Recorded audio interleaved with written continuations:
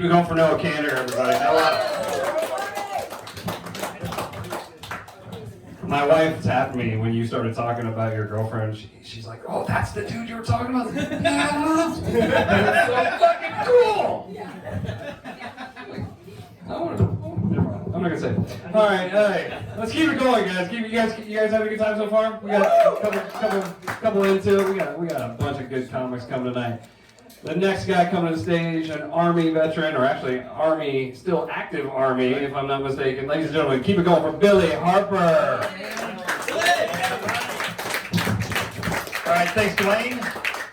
Give it up for Noah as well. And for Noah, I'm also into porn, food porn. And also for Jennifer, I am that loud friend. I've always been that loud friend, and this is my indoor voice. But more importantly, people always tell me that I'm a very good dad. And I think it goes back to something my wife always says, that I think and act like a 10-year-old boy. So tonight, the rest of the set's going to be nothing but dick jokes, fart noises, and words about boobies. But honestly, my son got me on stage. He said I'm a walking dad joke. In fact, this morning, he walked up, poured a cup of coffee, and accidentally dropped the pot on the floor, and walked away. And now he's so fucking grounded. Which, two things. I'll also be using a lot of F words, and I can say that tonight without getting my mouth washed out with soap. But honestly, I really like dad jokes, and throughout my life I've learned a lot from them. For instance, when I was 10 or 11, I learned that a man does it standing up, a woman does it sitting down, and a dog shakes hands on 3 legs. They also do something else. Also, I learned that that talk is a 4-letter word that ends in K and means intercourse. And if you do it right, it'll lead to the other word, that it is a 4-letter word beginning in F, ending in K, that means intercourse. But more importantly, my son, he's getting ready to go to college, but that's not stressing him out right now. It's actually the stress of finding a girl and asking a girl to prom. Because back in my day, when I was his age, all I had to do was see a girl, walk up to her, ask her if she'd go to prom with me, and have her say, "No fucking way." And now, today, it's a lot more effort.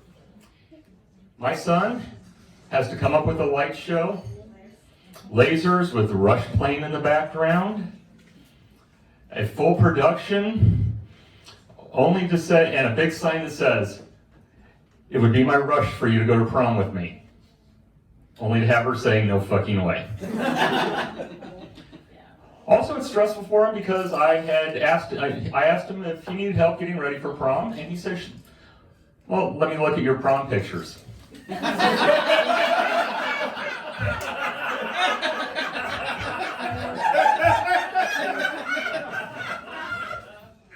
And he said he could do without the mauve tux.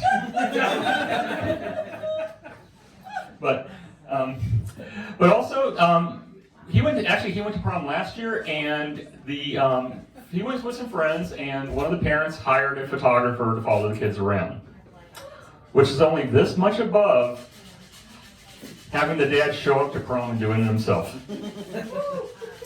But being a dad, I learned about being a dad from my own father. And my own father, he feels it's his duty to give back now. And he does that by buying a cup of coffee or lunch for anybody in uniform. If you are a firefighter, a soldier, a police officer, or a paramedic, if he sees you at a restaurant or a coffee shop, he'll buy you a cup of coffee or lunch and he'll set you up. And recently, the local fire department, they were in need of having to feed their entire battalion company for lunch.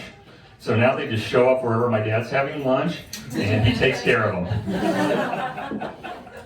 But also my dad, he hasn't played the game in a long time, but he really, really loves golf.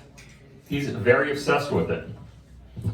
In fact, in a couple of weeks, actually about a month now, the first weekend in April, he's going to show up.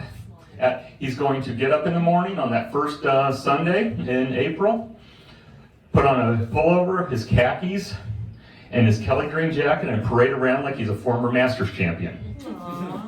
And love him to death for it, but he does take it a little too far. For instance, a couple weeks ago, he found out that the his minister was going to rename Sunday School Amen Corner, and he said, "You can't disrespect Augusta like that."